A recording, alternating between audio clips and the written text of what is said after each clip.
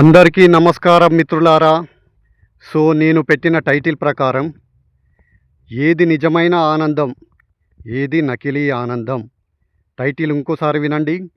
ఏది నిజమైన ఆనందం, ఏది నకిలీ ఆనందం. మనం విషయంలోకి వెళితే ఒక్కసారి మన చుట్టూ ఉన్న మనుషులను చూడండి. మీ ఇంట్లో మీ కుటుంబ సభ్యులను, మీ చుట్టాలను, మీ ఊరిలో జనాలను, మన చుట్టూ ఉన్న మన సొసైటీలో ఉన్న, మన దేశంలో ఉన్న, ప్రపంచంలో ఉన్న అందరి జనాలను చూడండి. వారందరూ ఎటువైపు పరిగెత్తుతున్నారు? ఒక్కసారి మీరు గమనించండి. మీతో సహా, మీ కుటుంబ సభ్యులతో సహా ఇది అందరికీ వర్తిస్తుంది. ఈ మనుషులందరూ ఎటువైపు ప్రయాణిస్తున్నారు? వారందరూ ఎటువైపు ప్రయాణిస్తున్నారంటే, ఎటువైపు పరిగెత్తుతున్నారంటే ఆనందం కోసం. గుర్తుంచుకోండి, ఆనందం కోసం. ఒక వ్యక్తికి డబ్బు సంపాదించడంలో ఆనందం, అంటే డబ్బు సంపాదించాక ఇక ఆనందంగా జీవించవచ్చు అని అతడు అనుకుంటాడు. ఇంకొందరు పదవులు సంపాదించడంలో ఆనందాన్ని వెతుక్కోవచ్చని వారు భావిస్తారు. అంటే ముఖ్యమంత్రి, ప్రధానమంత్రి, MLA, MP, even ward member, sarpanch, ఇటువంటి పదవులు. మరికొందరు గవర్నమెంట్ జాబ్ సంపాదించడంలో, గవర్నమెంట్ జాబ్ సంపాదించిన తర్వాత ఆనందంగా జీవించవచ్చు, ఆనందంగా ఉండవచ్చు అని భావిస్తూ ఉంటారు. ఇంకొందరు ఒక అందమైన అమ్మాయిని ప్రేమించి ఆ అమ్మాయి యొక్క ప్రేమను దక్కించుకొని తర్వాత తనతో జీవితాంతం ఆనందంగా ఉండవచ్చు అని భావిస్తూ ఉంటారు. ఈ విధంగా రకరకాల ఆనందాలు. ఒకటికి ఇల్లు కట్టుకోవడంలో ఆనందం, ఇంకొకటికి తన యొక్క మతాన్ని, తన యొక్క దైవాన్ని ప్రచారం చేసి ఇతరులను తను ప్రచారం చేస్తున్న మతంలోకి లాగడం ఆనందం. మరి ఇంకొకటికి దైవం పేరు మీద, మతం పేరు మీద ఇతర మతస్థులను చంపడం ఆనందం. వారిని ఉగ్రవాది అంటాం కదా. ఈ విధంగా ఎవ్వడు ఏమి చేసినా, ఈ ప్రపంచంలో ఉన్న ప్రతి మనిషి, అంటే నేను ప్రతి మనిషి అంటే ఒక ఆత్మశోధన చేసేవారిని పక్కన పెట్టండి. జస్ట్ వారిది 0.01% మాత్రమే ఉంటుంది. 99.99% ప్రజలు, వారందరూ పరుగెడుతున్నది ఆనందం వైపే. కానీ వారు ఎంచుకున్న మార్గం మాత్రం తప్పు. ఎందుకంటే వారంతా పరిగెడుతున్నది ఎటువైపు? నకిలీ ఆనందాల వైపు. నకిలీ ఆనందాలని ఎందుకన్నానంటే, ఇంతకుముందు నేను చెప్పినవన్నీ, అంటే డబ్బు కావచ్చు, శృంగారం కావచ్చు, పేరు ప్రతిష్టలు కావచ్చు, ఇంకేదైనా కావచ్చు, ప్రాపంచికంగా, భౌతికంగా ఉన్నాయి. మనుషుల యొక్క సమాజంలో ఉన్న అందరూ ఎటువైపు పరిగెడుతూ ఉంటారు? డబ్బు, జాబు, రాజకీయాలు, పదవులు, ఇటువంటివి. మతాన్ని ప్రచారం చేసుకోవడం, నా మతం వాళ్ళు మాత్రమే ఎక్కువ మంది ఉండాలనుకోవడం. ఇటువంటివన్నీ, అంటే వాడు ఏమి చేసినా ఆనందం కోసమే. అంటే ఇవన్నీ చేస్తే వాడికి ఇక ఆనందంగా ఉండవచ్చు అని వాడు భావిస్తాడు. కానీ వాడు ఎంచుకున్న మార్గం తప్పు. ఇవన్నీ నకిలీ ఆనందాలు. ఇవన్నీ నకిలీ ఆనందాలని నేను ఎందుకు అంటున్నానంటే, నువ్వు డబ్బు సంపాదించినా, అంటే 1,00,000 కోట్లు సంపాదించినా, నువ్వు పేరు ప్రతిష్టలు సంపాదించినా, అంటే ఈ భూమండలం మొత్తం నిన్ను గుర్తించిన, ఒక గొప్ప పేరు మోసినవాడు అని గుర్తించిన, అలాగే శృంగారం కావచ్చు, నువ్వు శృంగారాన్ని చాలా రుచి చూసినా, ఇంకేదైనా కావచ్చు, నీ దగ్గర గొప్ప గొప్ప వస్తువులు ఉన్నా, నువ్వు ఎన్ని ర్యాంకులు కొట్టినా, గొప్ప గొప్ప ఉద్యోగాలు చేసినా, ఇవన్నీ నకిలీ ఆనందాలు కారణం. ఇవన్నీ ఒకే ఒక్క మరణంతోని తుడిచిపెట్టుకుపోతాయి. నువ్వేదైనా చెయ్యి, నాది గొప్ప కులం, నాది ఉన్నతమైన కులం, నాది గొప్ప వంశం, నేను చాలా ధనవంతుణ్ణి, నా జాతి చాలా గొప్పది, నా ప్రాంతం చాలా గొప్పది, నా దేశం చాలా గొప్పది, ఈ విధంగా నువ్వు భావిస్తూ ఉంటావు కదా. ఇవన్నీ ఒకే ఒక్క మరణంతోని తుడుచుకుపెట్టుకుపోతాయి. అందుకే దీన్ని నేను నకిలీ ఆనందం అన్నాను. కారణం, ఇది అశాశ్వతమైనది. డబ్బు అశాశ్వతమే. అంటే నువ్వు ఫ్యామిలీ నిర్మించుకుంటావు కదా, నా పిల్లలు, నా భార్య, నా కుటుంబ సభ్యులు, ఇవన్నీ, నా పేరు ప్రతిష్టలు, ఇవన్నీ అశాశ్వతం. ఒక్క చావుతోని ఇవన్నీ తుడుచుకుపెట్టుకుపోతాయి. ఇది ఖచ్చితంగా వాస్తవం మిత్రులారా. మీరు కాదంటారా? ఒక్కసారి మీ కళ్ళతో మీరే చూస్తున్నారు కదా నిరంతరం. ఉదాహరణకు మనం శోభన్ బాబుని తీసుకోండి. అతడు చాలా కొన్ని వేల కోట్లు సంపాదించాడు. మరి అవన్నీ తీసుకువెళ్ళాడా? ఉదాహరణకు అలెగ్జాండర్ని తీసుకోండి. అతడు చాలా రాజ్యాలను జయించాడు. కానీ చనిపోతున్నప్పుడు తన 2 చేతులు పాడ మీద బయటికి ఉంచమని చెప్పాడు. కారణం, నేను ఇన్ని రాజ్యాలను జయించినా ఖాళీ చేతులతో తిరిగి వెళుతున్నాను అనే సందేశాన్ని ప్రజలకు తెలియపరిచాడు. ఎందుకంటే అలెగ్జాండర్ ఏమని భావించి ఉంటాడు, ఇక రాజ్యాలన్నీ జయిస్తే నేను గొప్ప వీరుణ్ణి, గొప్ప ఆనందమని భావించాడు. కానీ అవన్నీ నకిలీ ఆనందాలు. ఎందుకంటే చావు అన్నది వీటన్నిటినీ భస్మం చేస్తుంది, తుడిచిపెట్టేలా చేస్తుంది. ఇక్కడ మనిషి ఏమిటంటే మిత్రులారా, ప్రతి మనిషి దుఃఖంలో ఉన్నాడన్నది అక్షర సత్యం. ఒక్కసారి మిమ్మల్ని మీరు ప్రశ్నించుకోండి. మీరు ఆనందంలో ఉన్నారా? లేదు, దుఃఖంలోనే ఉన్నారు. ఆ దుఃఖాన్ని తప్పించుకునేందుకే ఇవన్నీ సృష్టించుకున్నారు. ఏమిటి అది? డబ్బు సంపాదించడంలో, అంటే ఈ దుఃఖం నుండి పారిపోయేందుకు, పలాయనం చిత్తగించేందుకు అతడు పదవుల వెంట పడతాడు, డబ్బు వెంట పడతాడు, పేరు ప్రతిష్టల వెంట పడతాడు. కారణం, వాడు తనకు దుఃఖం ఉందనే నిజాన్ని ఫేస్ టు ఫేస్ ఎదుర్కోవడం లేదు. సో దాన్ని ఎదుర్కొనేందుకు సిద్ధంగా లేడు. కాబట్టి తనకు దుఃఖం ఉంది అన్న వాస్తవాన్ని అతడు గ్రహించడం లేదు. కాబట్టి నకిలీ ఆనందాలను సృష్టించుకుంటాడు. ఆ నకిలీ ఆనందాలు ఇందాక చెప్పాను కదా, డబ్బు సంపాదించడము, కొన్ని లక్ష్యాలను ఏర్పరచుకుంటాడు. గొప్పగా చదివి ఉద్యోగం సంపాదించి డబ్బు సంపాదించడం, లేదంటే కొందరు పదవులు సంపాదించడం, కొందరు వ్యాపారాలు చేసి, లేదంటే కొందరు ఒక అందమైన అమ్మాయిని తను ప్రేమించి సొంతం చేసుకొని ఇక జీవితాంతం ఆనందంగా ఉండవచ్చు. సో ఇటువంటి నకిలీ ఆనందాలను సృష్టించుకుంటాడు, వాటిని లక్ష్యంగా పెట్టుకుంటాడు, అటువైపు పరుగెత్తుతాడు. ఇవేవి అతడికి శాశ్వతమైన ఆనందాన్ని ఇవ్వవు. కారణం, ఇందాక నేను చెప్పాను కదా, చావు అన్నది వీటన్నిటినీ భస్మం చేస్తుంది, పటాపంచలు చేస్తుంది. అంటే ఇవన్నీ నకిలీ ఆనందాలు. ఉదాహరణకు నువ్వు పేదవాడివి అనుకోండి. పేదవాడు ఏమని ఆలోచిస్తాడు? ధనవంతులు చాలా ఆనందంగా ఉంటారని భావిస్తూ ఉంటాడు వాడు. కారణం, వీడికి ధనం లేదు. సో ధనం వస్తే ఏదో అద్భుతమైన ఇక జీవితాంతం ఆనందంగా ఉండే స్థితి, శాశ్వతంగా ఆనందంగా ఉండే స్థితి వస్తుందని ఊహిస్తాడు. కానీ అతడికి డబ్బు ప్రాప్తించిన తర్వాత అందులో ఏమీ లేదు అనే సత్యం అతడికి బోధపడుతుంది. ఆ డబ్బులో ఆనందం ఉంది అనే ఊహ అతడికి సంతోషాన్ని ఇస్తుంది. అంటే ఒక నకిలీ ఊహను సృష్టించుకుంటాడు. ఒక శృంగారంలోనూ అద్భుతమైన ఆనందం ఉంటుందని, లేదంటే పదవులలో, చాలా ధనంలో, గొప్ప గొప్ప వస్తువులలో, సో వీటన్నిటిలో, అధికారం చెలాయించడంలో, వీటన్నిటిలో అతడు చాలా శాశ్వతమైన ఆనందం ఉంది అని అతడు ఊహిస్తాడు. కానీ అవన్నీ చావుతో తుడిచిపెట్టుకుపోతాయని చెప్పాను కదా. ఉదాహరణకు నువ్వు పేదవాడు అనుకోండి. నువ్వు చాలా స్ట్రగుల్ చేసి డబ్బు సంపాదించావు. డబ్బు సంపాదించిన తర్వాత అది నీకు శాశ్వతమైన ఆనందం ఇవ్వగలదా? ఇవ్వదు. అది ఎలాంటిదంటే, ఉదాహరణకు నువ్వు ఒక హిమాలయ పర్వతం, ఒక ఎవరెస్ట్ పర్వతం ఎక్కడం లాంటిది. ఫస్ట్ ఎవరెస్ట్ పర్వతం ఎక్కే ముందు చాలా ఎక్సైట్మెంట్ ఉంటుంది. ఎక్కుతూ ఉంటావు, చాలా ఎక్సైట్మెంట్ ఉంటుంది. సగం దూరం చేరుకుంటావు, తర్వాత ఇంకా పై స్థాయికి చేరుకుంటావు. ఇలా చేరుకొని లాస్ట్కు శిఖరం వరకు ఎక్కుతావు. కానీ శిఖరం వరకు ఎక్కిన తర్వాత ఇంతేనా అనిపిస్తుంది. అంటే అది శాశ్వతమైన ఆనందాన్ని ఇవ్వదు. నకిలీ ఆనందాలు ఎప్పుడైనా కేవలం భ్రమింపచేస్తాయి. అందులో అద్భుతమైన శాశ్వతమైన ఆనందం ఉంది అనే భ్రమను కలిగింపచేస్తాయి. కానీ దాన్ని నువ్వు చేరుకున్నాక మళ్ళీ హిమాలయ శిఖరం నుండి లోయలోకి పడిపోతావు. కారణం, నేను ఊహించినట్టు లేదే అని అప్పుడు సత్యం బోధపడుతుంది. సో నేను చెప్పేది ఏమిటంటే, ఇవన్నీ నకిలీ ఆనందాలు. ప్రాపంచికంగా చూడండి, ఇవన్నీ నకిలీ ఆనందాలు. భౌతికంగా ఉండే ఈ ప్రయత్నాలన్నీ, అంటే నువ్వు బయటనే చేస్తుంటావు ప్రయత్నాలు, డబ్బు అది బయటనే చేస్తూ ఉంటావు. అలాగే పేరు ప్రతిష్టలు కావచ్చు, మత ప్రచారాలు కావచ్చు, ఉగ్రవాదం కావచ్చు, ఏదైనా కావచ్చు, నువ్వు ఆనందాన్ని వెతుక్కునే, భౌతికంగా వెతుక్కునే ఈ మార్గాలన్నీ బయటనే వెతుకుతావు కదా. సో బయట వెతికేదంతా నకిలీ ఆనందాలు.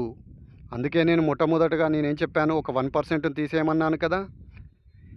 ఎందుకు ఈ 1% తీసేయమన్నానంటే, వీరు శాశ్వతమైన ఆనందం, నిజమైన ఆనందం కోసం వెతుకుతారు. వాస్తవమైన ఆనందం, నకిలీది కాదు, అసలైన ఆనందం, శాశ్వతమైన ఆనందం. ఎందుకన్నానంటే ఇది శాశ్వతమైన ఆనందం, నిజమైన ఆనందం అని నేను ఎందుకన్నానంటే ఇది చావు కూడా తీసివేయలేదు. అంటే ఈ ఆనందాన్ని చావు అనేది చంపలేదు.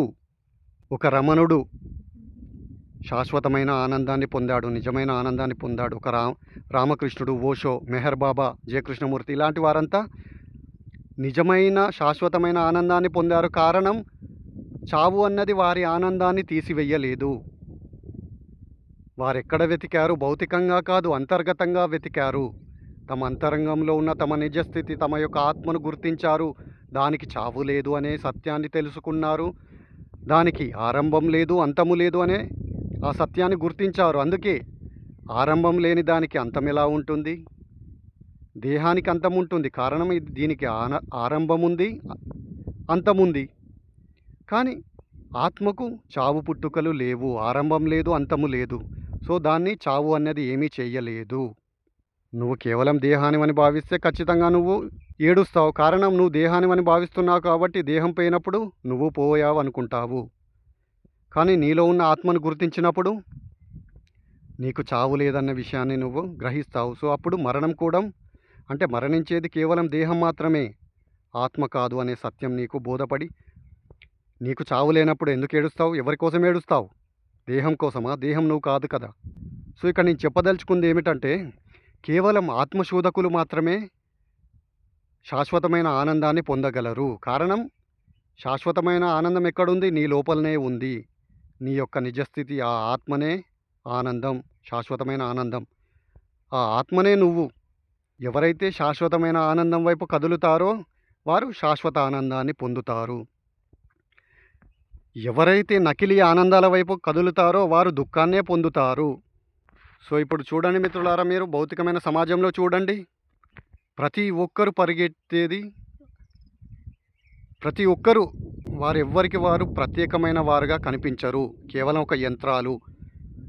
ఒక యంత్రం ఇంకో యంత్రం సేమ్గా ఉంటుంది కదా మిత్రులారా, జస్ట్ యంత్రాలు. వారు కోరుకునే అంశాలు డబ్బు, పేరు ప్రతిష్టలు, సెక్స్, అధికారం చెలాయించడం. సో తమ యొక్క అహంకారాన్ని విస్తరింపజేసుకోవడము. సో ప్రపంచమంతా నన్ను గుర్తించాలి, నా యొక్క గొప్పతనాలను పొగడాలి. సో ఇటువంటి, అంటే లేదంటే నేను నా యొక్క మతాన్ని ప్రచారం చేసి ఈ భూమండలం మొత్తం నేను బోధించే మతాన్ని ఆచరించాలి అనే ఆ ఉగ్రవాద మైండ్ సెట్. సో ఇటువంటి మూర్ఖులందరూ నకిలీ ఆనందాలనే సృష్టించుకుంటారు, నకిలీ ఆనందాలనే కోరుకుంటారు. వారెన్నటికీ దుఃఖంలోనే ఉంటారు, ఆనందాన్ని అనుభవించలేరు. సో ఇక్కడ నేను చెప్పదలుచుకున్నది ఏమిటంటే మీకు నిజమైన ఆనందం కావాలంటే మీరు అంతరంగానికి కదలండి. నిజమైన ఆనందం మీ లోపలనే ఉంది. మీ యొక్క ఆత్మనే నిజమైన ఆనందం. ఆ ఆత్మ ఏదో మీకు సపరేట్ కాదు, ఆ ఆత్మనే నువ్వు. అదే నువ్వు, దేహానివి కాదు నువ్వు. సో నీ యొక్క నిజస్థితిని గుర్తించినప్పుడు నీకు శాశ్వత ఆనందం అన్నది, ఆ యొక్క రుచి అన్నది నీకు తెలియబడుతుంది.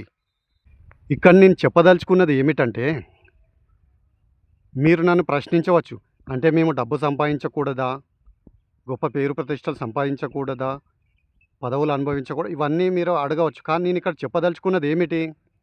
నేను కేవలం ఇవన్నీ నకిలీవి అని చెబుతున్నాను. ప్రయత్నించకూడదు, మీరు ఇవి చేయండి ఇవి చేయకూడదు అని నేను చెప్పడం లేదు. ఇవన్నీ నకిలీవి, చావు అన్నది వీటిని తుడిచిపెట్టేస్తుంది అని చెబుతున్నాను. ప్రజలు, సమాజం, ఈ యొక్క మనుష్య జాతి మొత్తం మీరు చూడండి, ఈ నకిలీ వాటి వెంట పరిగెత్తుతున్నారు అందరూ. గుడిసెలో ఉన్నవాడిని చూడండి, అలాగే అద్దాల మేడలో ఉన్నవాడిని చూడండి, వీరందరిది ఒకటే దారి. నకిలీ సుఖాల వెంట, నకిలీ ఆనందాల వెంట పరిగెడుతున్నారు, ప్రయత్నిస్తున్నారు, వాటినే లక్ష్యంగా పెట్టుకున్నారు. ఉదాహరణకు బుద్ధుని తీసుకోండి. బుద్ధుడికి ప్యాలెస్ ఉంది, అందమైన భార్య ఉంది, కుమారుడు ఉన్నాడు, గొప్ప అధికారం ఉంది. కానీ బుద్ధుడు గ్రహించాడు ఇవన్నీ నకిలీవి, చావు అన్నది వీటన్నిటినీ తుడిచిపెట్టేస్తుంది, భస్మం చేస్తుంది అని అతడు గ్రహించాడు. మరి శాశ్వతమైనది ఏమిటి అనే సందేహం అతడికి కలిగింది. అతడు అంతర్గతంగా శోధించాడు, సాధన చేశాడు, తనలో ఉన్న శాశ్వతమైన మరణం లేని ఆత్మను తెలుసుకున్నాడు. ఆ ఆత్మే తను అనే విషయాన్ని గ్రహించాడు. సో తనకు చావు లేదు. తనకే కాదు, ప్రతి మనిషికి చావు లేదు. కేవలం అతడు దేహం కాదు, అతడు దేహంలో ఉన్న దేహానికి అతీతమైన ఆత్మ అనే సత్యాన్ని అందరికీ బోధించాడు. సో ఇది శాశ్వతమైన ఆనందం, నిజమైన ఆనందం అని చెప్పాడు. అది అక్షర సత్యం. సో అప్పుడు మాత్రమే నీకు నిజమైన ఆనందం, శాశ్వతమైన ఆనందం దొరుకుతుంది. సో నువ్వు వెతకాల్సింది బయట కాదు, లోపల. కానీ చాలామంది ఈ ప్రపంచంలో ఉన్న మనుషులు ఏమని భావిస్తారు? వారు ఆనందాన్ని బయట వెతుకుతారు, పదవుల్లోనో, డబ్బులోనో, లేదంటే ఇంకేదైనా కావచ్చు. ఒక కారు కొనడంలోనో, ఒక ఇల్లు కట్టుకోవడంలోనో, ఒక అందమైన అమ్మాయిని ప్రేమించడంలోనో. సో ఇవన్నీ చావు అన్నది తుడిచేస్తుంది. ఉదాహరణకి చూడండి మిత్రులారా, జోక్ ఏమిటంటే ఇక్కడ ఉదాహరణకు ఒక అమ్మాయి తన ప్రేమను యాక్సెప్ట్ చేయలేదని ఆత్మహత్యలు చేసుకున్న వారిని నేను చూశాను. లేదంటే నాకు గొప్ప ఉద్యోగం లేదు అని, లేదంటే నాకు డబ్బు లేదు అని, లేదంటే నాకు పేరు ప్రతిష్టలు కలగలేదు అని. సో చాలా చిన్న చిన్న కారణాలు, అర్థం పర్థం లేని అశాశ్వతమైన కారణాలకు, ఈ నకిలీ సుఖాలు దక్కలేదన్న, నకిలీ ఆనందాలు దక్కలేదు అనే అటువంటి మూర్ఖమైన కారణాలకు ఆత్మహత్య చేసుకున్న వారిని చూశాను. అది అజ్ఞానం. నిజంగా చనిపోయిన వారిని నేను నిందించడం లేదు. వారికి శాశ్వతమైనది ఒకటి ఉంది, మరణం లేనిది ఒకటి ఉంది అనే సత్యం వారికి తెలియదు. సొసైటీ మొత్తం కంపుయే. సొసైటీ మొత్తం రోగగ్రస్తమైనది. ఒక్కసారి మీరు చూడండి. అంటే వారి ఆత్మహత్యలకు కారణం సమాజమే, ఈ మనుష్య జాతియే. ఎందుకంటే నువ్వు ఇది చేస్తేనే గొప్పవాడివి, నీకు ఇది కలిగితేనే గొప్పతనం. అంటే నువ్వు గొప్ప ఉద్యోగం సంపాదిస్తేనే, అప్పుడు మాత్రమే నువ్వు నిజమైన మనిషివి, నువ్వు గొప్పవాడివి. నీకు పేరు ప్రతిష్టలు నువ్వు తెచ్చుకుంటేనే నువ్వు గొప్పవాడి. ఇవన్నీ ఇంట్లో ఉన్న తల్లిదండ్రులు కావచ్చు, కుటుంబ వ్యవస్థ కావచ్చు, చుట్టూ ఉన్న సమాజం కావచ్చు, ఇవన్నీ నూరు పోస్తూ ఉంటాయి. సో ఇవన్నీ సంపాదించేందుకు పసితనం నుండే వాడు స్ట్రగుల్ అవుతాడు. వాడికి అనుమానం ఉంటుంది, కొంపదీసి ఇవన్నీ దక్కించుకోలేకపోతే ఇక నేను విఫలమైనట్టే, ఇక నేను అసమర్థుణ్ణి అనే ఆ భావన పసితనం నుండి ఈ సమాజం, ఈ యొక్క మనుషులే సృష్టిస్తున్నారు. అంటే వాడికి న్యూరోటిక్, ఒక మానసికమైన తీవ్ర వేదన కలగజేస్తుంది పసితనం నుండి ఈ యొక్క మనుష్య జాతియే, ఈ యొక్క సమాజమే. ఈ నకిలీ సుఖాల కోసం, ఈ నకిలీ ఆనందాల కోసం వారు మనుషులను సిద్ధం చేస్తున్నారు, పసివాళ్ళను సిద్ధం చేస్తూ ఉన్నారు. ఇవన్నీ నేను సంపాదించకూడదని నేను చెప్పట్లేదు మిత్రులారా. నా యొక్క పాయింట్ని మీరు అర్థం చేసుకోండి. నేను ఇక్కడ ఏం చెప్తున్నానంటే ఇవన్నీ నకిలీవే అంటున్నాను. ప్రయత్నించండి, ఇవన్నీ సంపాదించండి, కానీ ఇవే శాశ్వతం అనుకోండి, వీటిలోనే శాశ్వతమైన ఆనందం ఉంటుందని పొరపాటు పడకండి.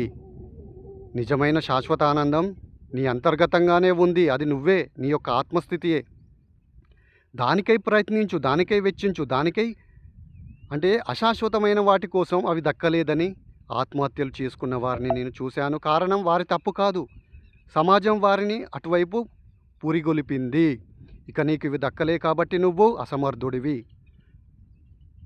సో ఇటువంటి న్యూరోటిక్, రోగగ్రస్తమైన సమాజం మొత్తం, మనుష్య జాతి మొత్తం పిచ్చిమయం. నిజం మిత్రులారా, ఇది మీరు చూడండి. ఉదాహరణకు మన ఎడ్యుకేషన్నే తీసుకోండి. పిచ్చెక్కుతుంది మనకు. ఆ బుక్స్లో ఉన్న ఆ చెత్తను మొత్తం నీ యొక్క మైండ్లో నింపుకోవాలంటే ఒక మిషన్ మాదిరి. ఎంత అజ్ఞానం, ఎంత మూర్ఖత్వం. నీ యొక్క చావుకు అది రీజన్, ఖచ్చితంగా రీజనే. మనం చూస్తూ ఉంటాం, కాలేజీలలో చదువు ఒత్తిడి తట్టుకోలేక చచ్చిపోయాడని చూస్తూ ఉంటాం. కారణం వాడి తప్పు కాదు అది.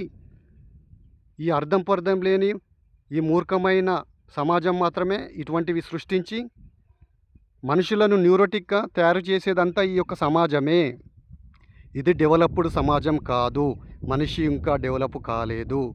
డెవలప్ అంటే కేవలం అందమైన బిల్డింగులు, కేవలం భౌతికంగా నీ దగ్గర సంపద ఉండు, ఇది కాదు డెవలప్మెంట్. అంతర్గతంగా ఒక ప్రేమ, ఒక నిశ్చల స్థితి, ఒక పరిపూర్ణమైన పవిత్ర స్థితి. అంటే పవిత్రంగా ప్రవర్తించడము, స్నేహపూర్వకంగా, ప్రేమపూర్వకంగా, ఇటువంటి గౌరవప్రదంగా బిహేవ్ చేయడం, ఇవన్నీ మనకు నేర్పలేదు ఈ మూర్ఖ సమాజం. ఎందుకంటే సమాజమే మూర్ఖమైనది. సమాజానికే తెలియదు కాబట్టి. సమాజం అంటే ఈ మనుషులు మొత్తం. అసలు వారికే ప్రేమ అంటే ఏమిటో తెలియదు. నిజమైన స్నేహం, నిజమైన నిశ్చలత, ఆనందం అనేది ఏమిటో తెలియదు. కారణం వారంతా నకిలీ ఆనందాలను సృష్టించుకుంటున్నారు. ఆ నకిలీవే నిజమైనవి అనుకుంటున్నారు. వాటి వైపుగా మిగతా మనుషులు అంటే కొత్తగా పుట్టేవారిని ఇవే నిజమైనవి అని వారిని కూడా అటువైపు తీసుకెళ్తున్నారు. సో అందులో కొందరు విజయం సాధిస్తారు. అంటే ఇప్పుడు డబ్బు అందరూ సంపాదించలేరు కదా, చదువు అందరూ ర్యాంకులు కొట్టలేరు కదా, కొందరు ఫెయిల్ అవుతారు. సో ఇవి లేకపోతే నువ్వు వేస్ట్, వ్యర్థం. ఇవన్నీ సంపాదిస్తేనే నువ్వు నిజమైన వాడివి, సక్సెస్ఫుల్, గొప్ప వ్యక్తివి అని ఇటువంటి న్యూరోటిక్ ఐడియాను సమాజమే ఇస్తుంది. ఇది రోగగ్రస్తమైన సమాజం. అనేక మంది చావులకు కారణం ఈ యొక్క సమాజమే. నేను ఇక్కడ చెప్పదలుచుకుంది ఏమిటంటే, నిజమైన ఆనందం, అసలైన ఆనందం నీ అంతర్గతంగా ఉంది. నీ యొక్క ఆత్మనే నిజమైన ఆనందం. దానివైపు ప్రయత్నం చెయ్యి, అప్పుడు మాత్రమే నీకు నిజమైన ఆనందం దక్కుతుంది. కానీ నువ్వు నిరంతరం ఆనందంగా ఉండాలని నువ్వు భౌతికంగా చేసే ప్రయత్నాలన్నీ కేవలం ఇవి ఆర్టిఫిషియల్. డబ్బులోనూ నీకు శాశ్వత ఆనందం దక్కదు. నా యొక్క పాయింట్ అర్థం చేసుకోండి. డబ్బు సంపాదించొద్దు అని నేను అనడం లేదు. ఇవి నకిలీవి అంటున్నాను. ఇవి నకిలీవి అనే విషయాన్ని మీరు గ్రహించండి. ప్రయత్నించండి, డబ్బు కోసం, పేరు ప్రతిష్టల కోసం, వీటి కోసం ప్రయత్నించండి. కానీ ఇవన్నీ నకిలీవి అనే ఆ యొక్క విషయాన్ని గుర్తుపెట్టుకోండి. బుద్ధుడికి లేదా డబ్బు, లేదా బుద్ధుడికి పదవులు లేవా? కానీ అతడు గ్రహించాడు ఇవన్నీ నకిలీవి. సో అతడు వీటన్నిటిని విడిచిపెట్టి, అంటే మిమ్మల్ని విడిచిపెట్టమని నేను అనడం లేదు, కానీ నకిలీవి ఏమిటి, నకిలీ ఆనందాలు ఏమిటి, నిజమైన ఆనందాలు ఏమిటి అన్నది మీకు ఎరుక కలిగిన నాడు మీరు సరి అయిన ఆనందం కోసం వెతుకుతారు. అదే ఆత్మాన్వేషణ. సో ఆత్మాన్వేషి మాత్రమే శాశ్వత ఆనందాన్ని పొందగలడు. ఒక రమణుడు, రామకృష్ణుడు, బుద్ధుడు ఇటువంటి వారు శాశ్వత ఆనందాన్ని పొందారు. కానీ ఈ చుట్టూ ఉన్న మనుష్య జాతి మొత్తం నకిలీ ఆనందాల వెంట పరిగెత్తుతున్నారు. సో మిమ్మల్ని మీరు ప్రశ్నించుకోండి, మీరు నకిలీ ఆనందాల కోసం పరిగెడుతున్నారా, లేదంటే నిజమైన ఆనందం కోసం పరిగెడుతున్నారా?